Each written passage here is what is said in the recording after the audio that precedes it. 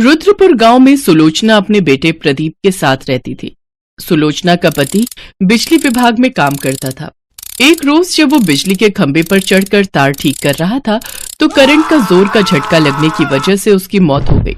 वो अपने पीछे 12 साल के मासूम प्रदीप और पत्नी सुलोचना को छोड़ गया। पति की मौत के बाद सुलोचना ने जैसे तैसे करके घर का गुजारा चलाया। देखते ही देखते कुछ साल बीत गए और अब प्रदीप 20 साल का हो गया। एक रोज उसका एक दोस्त शहर से वापस गांव आता है तो वो प्रदीप से कहता है, प्रदीप अगर तू चाहे तो मैं तुझे अपने साथ शहर में काम पर लगा सकता हूँ। बोल क्या बोलता है, चलेगा मेरे साथ? मुझे इस बारे में माँ से बात करनी पड़ेगी यार। शाम को प्रदीप अपनी माँ से इस बारे में बात करता है।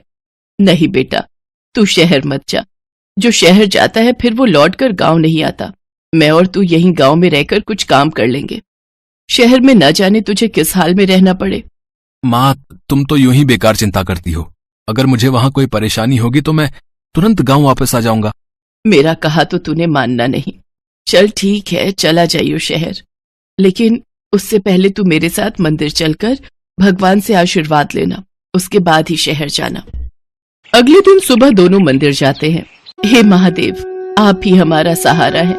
मेरे बेटे को आशीर्वाद दो भगवान कि वो अपनी जिंदगी की शुरुआत अच्छे से कर सके। इसके बाद प्रदीप शहर चले जाता है। तकरीबन 2 महीने बाद प्रदीप का दोस्त दिनेश किसी काम से शहर से गांव आता है तो वो सुलोचना से मिलकर कहता है, काकी, प्रदीप को शहर में नौकरी मिल गई और वो बिल्कुल ठीक है। उसने कहा है कि आप उसकी बिल्कुल भी चिंता ना करें। ये बात सुनकर सुलोचना बड़ी खुश होती है और मंदिर जाकर शिवजी के आगे प्रसाद चढ़ाती है। इसी तरह वो हर रोज मंदिर जाकर शिवजी से प्रार्थना करती रहती। प्रदीप हर महीने अपनी माँ को खर्चे पानी के लिए रुपए भेजता रहता। ऐसे ही समय बीतता गया। प्रदीप को शहर गए 1 साल बीत गया, लेकिन पिछले 2 महीनों से न तो उसने पैसे भिजवाए और न ही उसकी कोई खबर आई। ये देख सुलोचना चिंता में पड़ गई। फिर एक दिन उसे गांव में दिनेश दिखाई दिया तो वो भागते हुए उसके पास गई और कहने लगी, अरे दिनेश, तू गांव कब आया और मेरा प्रदीप कैसा है? कई रोज हो गए उसकी कोई खबर ही नहीं आई। अब काकी, मैं आपसे मिलने ही आ रहा था। प्रदीप इन दिनों बहुत परेशान है। उसकी नौकरी चली गई है। फिर उसने खुद का काम शुरू करने की सोची, जिसके लिए उसने कर्ज उठाया, लेकिन अब कर्ज न चुका पाने की वजह से वो लोग उसे जाने नहीं दे रहे हैं। ये बात सुनकर सुलोचना के होश उड़ जाते हैं और वो दिनेश के साथ शहर चली जाती है। अरे माँ, तुम्हें यहाँ आने की क्या जरूरत थी? ये लोग तुम्हें भी पकड़ लेंगे। तू परेशान मत हो, मैंने कुछ पैसे बचा कर रखे हैं। इन लोगों को वो पैसे देकर कुछ दिन की मोहलत मांग लेंगे। फिर वो प्रदीप के साथ उस लाला के पास जाती है जिससे उसने पैसे उधार लिए थे। साहब, हमें कुछ दिनों की मोहलत और दे दीजिए। ये लड़का मेरा पैसा खाकर यहाँ से भागने की कोशिश कर रहा था और अब तू आई है यहाँ इसे ले जाने के लिए। पहले मेरे पैसे दे, तभी मैं इसे छोड़ूंगा।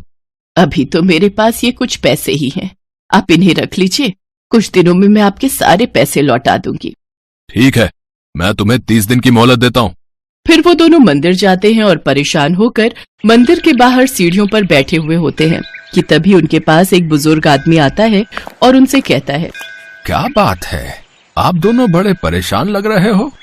इसके बाद सुलोचना उसको सारी बात बताती है। तुम दोनों परेशान मत हो, अपने भोले बाबा बड़े दयालु हैं, वो सब ठीक कर देंगे। मैं इस मंदिर के बाहर कई सालों से रबड़ी जलेबी का ठेला लगाता हूँ, लेकिन अब मेरी उम्र हो गई है और अब मुझसे ये संभलता नहीं। अगर तुम दोनों चाहो तो मेरे ठेले पर काम कर सकते हो।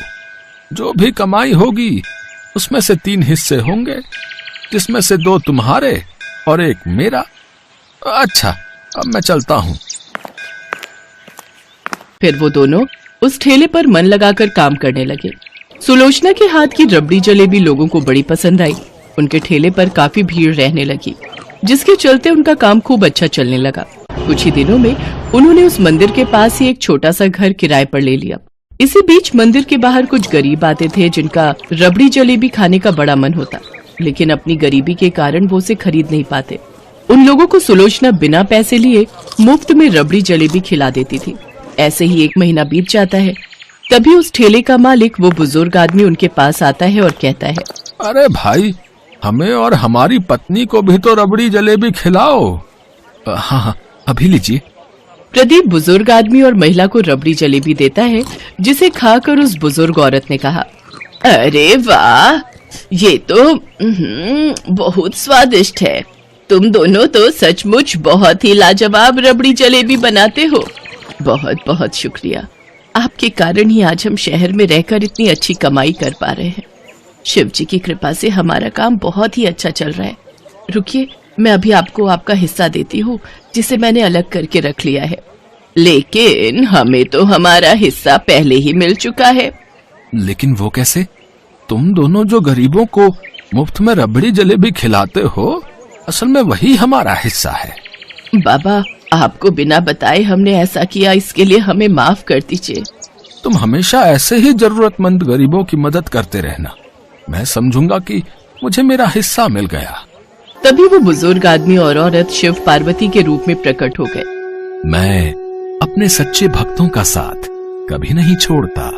तुम दोनों की मेहनत और ईमानदारी से मैं बहुत प्रसन्न हूँ। मेरा आशीर्वाद सदा तुम लोगों के साथ रहेगा। भोले बाबा, माता, आप दोनों के दर्शन पाकर तो हमारा जीवन धन्य हो गया। तुम दोनों जब भी किसी को मुसीबत में देखो तो उसकी सहायता जरूर करना। इतना कहते ही शिव पार्वती अंतर्ध्यान हो गए। उसके बाद से उन दोनों का काम बहुत अच्छा चलने लगा। उन्होंने लाला का सारा कर्जा भी लौटा दिया। साथ ही उन्होंने खुद की एक बड़ी रबड़ी जलेबी की दुकान खोल ली और एक बड़ा सा घर ले लिया। भगवान शिव पार्वती की कृपा से उनका जीवन खुशियों से भर गया।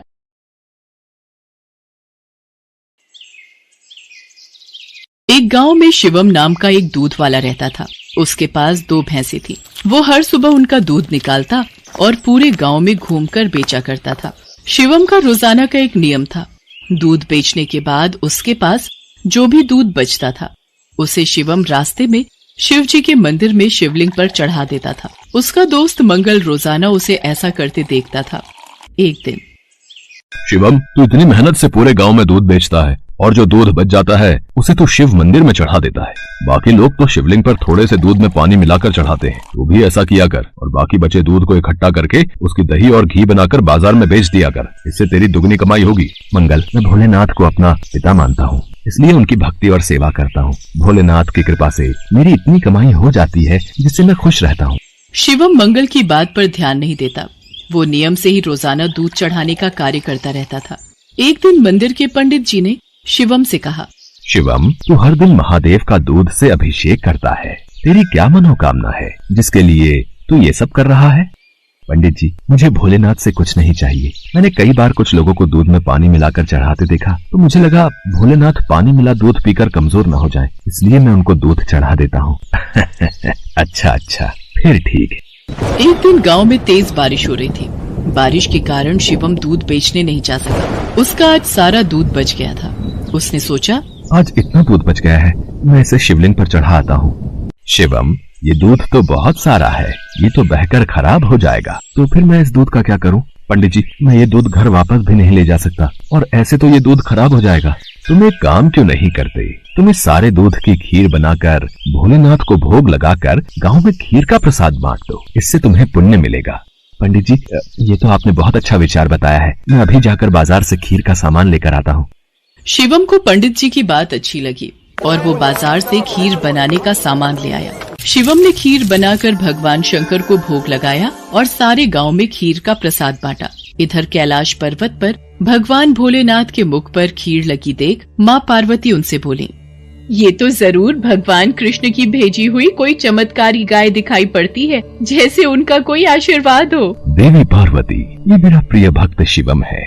इसकी निश्चल भक्ति ने मेरा मन जीत लिया है। ये मुझे अपना पिता मानकर मुझे प्रतिदिन दूध और खीर का भोग लगाता है। ये मेरी चिंता करता है और मुझे बिना पानी मिला दूध चढ़ाता है। मेरे भोले भाले भक्त की भावना देखो, ये समझता है कहीं मैं पानी मिला दूध पीने से कमजोर न हो जाऊं, इसलिए ये दूध से अभिषेक करता है। प्रभु, फिर तो अपने इस भक्त पर कृपा करने के लिए हमें इसकी परीक्षा लेनी चाहिए। तो देर किस बात की देवी पार्वती, हम अभी पृथ्वी पर चलते हैं और अपने भक्त शिवम की परीक्षा लेते हैं।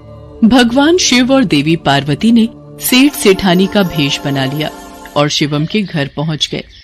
नमस्ते जी, कहिए आपको मेरे से क्या काम है?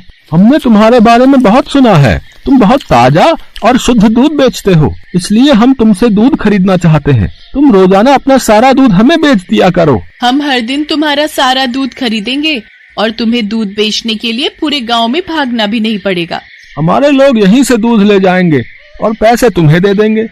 मैं आपको सारा दूध नहीं दे सकता। मेरी भैंसें जितना दूध देंगी उसमें से थोड़ा दूध मैं भोलेनाथ के अभिषेक और खीर के प्रसाद के लिए रखूंगा। पर हमें तो रोजाना बहुत दूध चाहिए। तुम सारा दूध दे दो, भले ही दाम 4 गुना ले लो, तुम्हारी अच्छी कमाई हो जाएगी।